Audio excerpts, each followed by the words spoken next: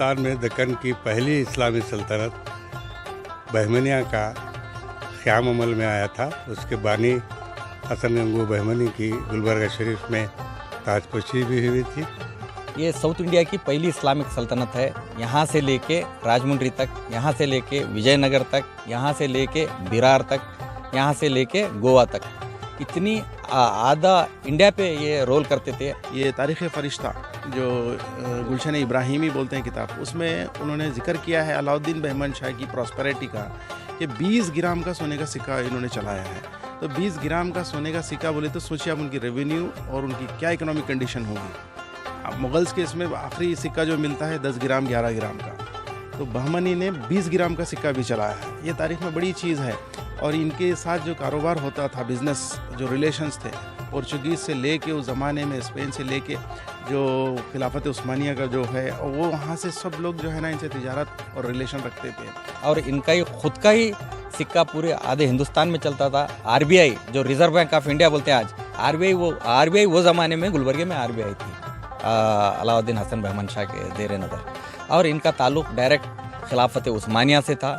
ये तुर्क भाषा थे, इसलिए यहाँ के मुसलमानों को तुर्कुर बोला जाता है।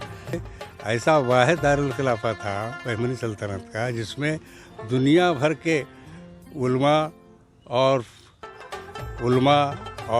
बड़े बड़े आलिम दीन सारे लोग यहाँ जमा थे, और माहिरीन तालीम सबको इसने जमा किया था। सारी दुनिया से मुंतखब लोगों को हसन गंगू ने गुलबर्गा मुंतकिल किया था।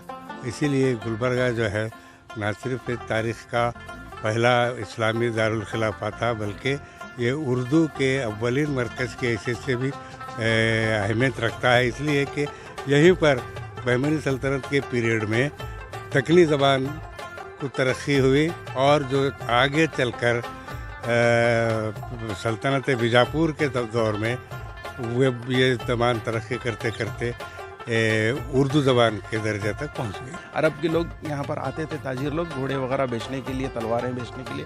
तो बहुत बड़ी मार्केट हुआ करती थी गुलबर्गा शहर। एहसानाबाद से नाम जाना जाता था। कॉइन्स पे पूरा जो है ना एहसानाबाद मिंट बोल के आपको क्लियरली मिलेगा तारीख़ में, और गोल्ड कॉइन पे मिलेगा, कॉपर कॉइन पे मिलेगा। तो इन्होंने अलाउद्दीन बहमन शाह ने मिडविल पीरियड में 13 जो पीरियड है 13 सेंचुरी का, उसमें इन्होंने अकेले बादशाह ने 18 किस्म के सिक्के जारी किए थे जो चलन में थे, जो रोटेशन में थे पब्लिक के हाथों में।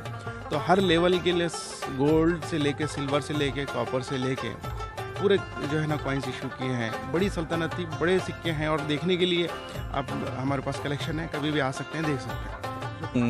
ये तो तारीख़ ख़त्म होने वाली नहीं है। जानकार लोग दुनिया और देश भर में इनकी तारीख़ ऑक्सफोर्ड यूनिवर्सिटी में पढ़ाई जाती है, लंदन ब्रिटिश म्यूज़ियम में, लंदन विक्टोरिया अल्बर्ट म्यूज़ियम में इनकी तारीख़ देखने को मिलती है।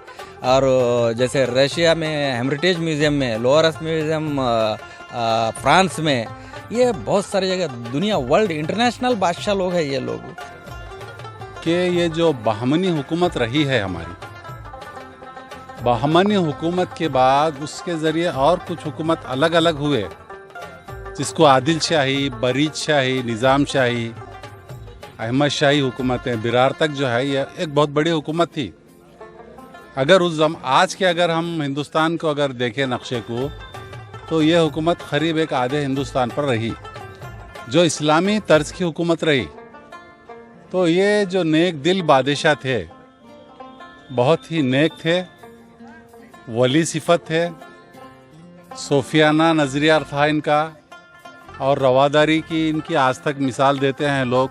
डेक्कन आर्ट एंड आर्किटेक्चर जो बहमनी आर्किटेक्चर से भी बहुत फेमस है।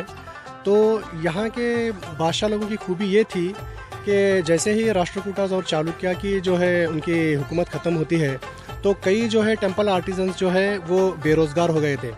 तो उसको नज़र में रखते हुए बहमनी सल्तनत यहाँ के जो बादशाह लोग थे, जो भी उनके इमारतें क़ायम हो रहे थे उस वक्त, जो भी उनके डोम्स है, जो भी इस्लामिक आर्किटेक्चर जब बनाने की वहाँ पे तैयारी हो रही थी, तो टर्किश आर्टिजन्स के साथ साथ जो है उनके आर्किटेक्चर के साथ साथ जहाँ भी वो मेहराब हो या फिर जो खिड़कियाँ हैं, छज्जे और जो डोर के जो आर्चेस के साइड के जो चौखटें हैं, वो सारे के सारे जो है ब्लैक स्टोन में काम किया गया है। और वो जो भी ब्लैक स्टोन में काम आपको देखने को मिलता है वो टेम्पल आर्टिजन्स का उनके खुद के स्टाइल में वहाँ पे काम करने का जो है ना, उस वक्त के बहमनी रूलर्स जो है उनको पूरा फ्रीडम दिए थे कि जिस स्टाइल में आप लोग काम करते हो उसी स्टाइल में अपना काम रखिए, उसमें कोई बंदिश नहीं थी।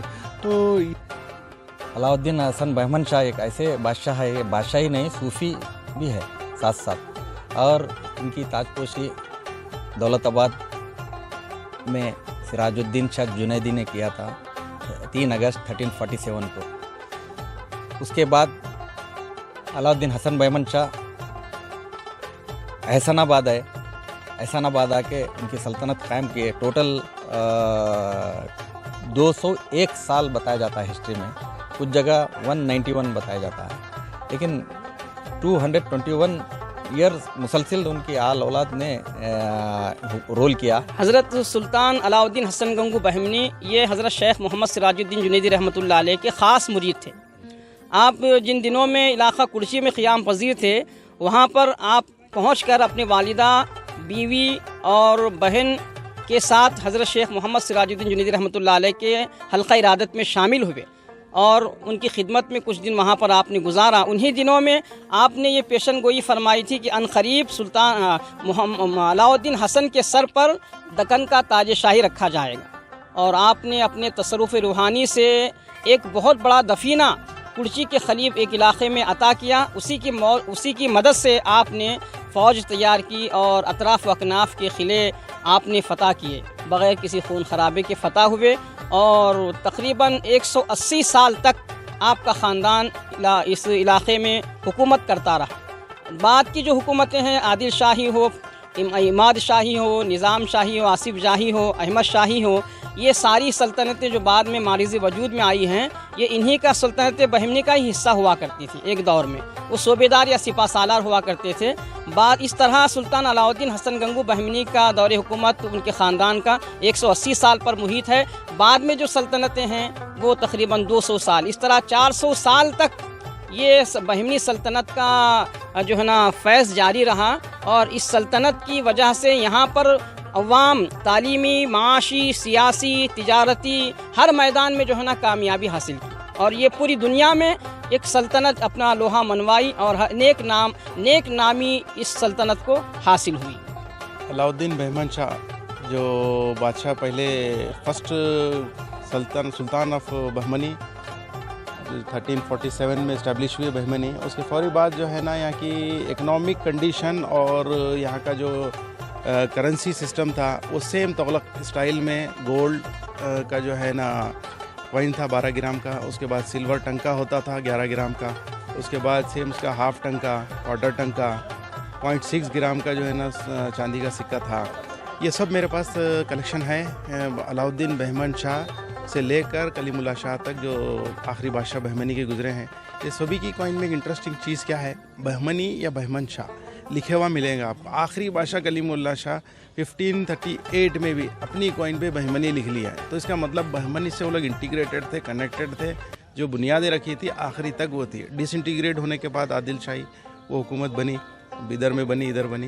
ये सुल्तान अलाउद्दीन हसन गंगू बहमनी ये जुनूबी हिंद की सबसे बड़ी सल्तनत, जिसका जो सल्तनत 5 सूबों पर मुश्तमल थी।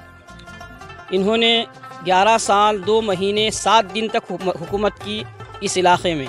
और इनके दौरे हुकूमत में हिंदू, मुस्लिम, सिख, ईसाई और सारी जितनी कौमें यहाँ आबाद थी, सब के साथ इन्होंने इंसाफ का मामला किया, रवादारी की और सबके साथ रहम और अदल के साथ इन्होंने अपनी हुकूमत को अंजाम दिया। इनके दौरे सल्तनत में बहुत सारे मुकामात पर यूनिवर्सिटियाँ कायम की गईं, लंगर खाने बनाए गए, मुसाफिर खाने बनाए गए और लोगों की हिफाजत के लिए इन्होंने पुलिस महकमे को कायम किया। जो डाकू खज़ाक रास्तों पर ताजिरों को लूटा करते थे, इनकी उमूर सल्तनत की अंजामदही की वजह से डाकुओं, खज़ाकों और ज़ालिमों का जो है ना सफाया इस इलाक़े से हो गया। इस तरह इन्होंने सारी यहाँ पर जितनी आबाद कौमें थीं सब के साथ रहम करम का और हुस्न सलूक का मामला किया। ये नहायत ही नेक दिल और वली सिफत बादशाह थे। आबिद व ज़ाहिद थे। अक्सर ये देखा जाता है कि बादशाह के निकाह में एक से ज़ायद ख़वातीन हुआ करती हैं। ये बहमनी सल्तनत के वाहिद बादशाह थे जिनकी निकाह में एक ही खातून रही।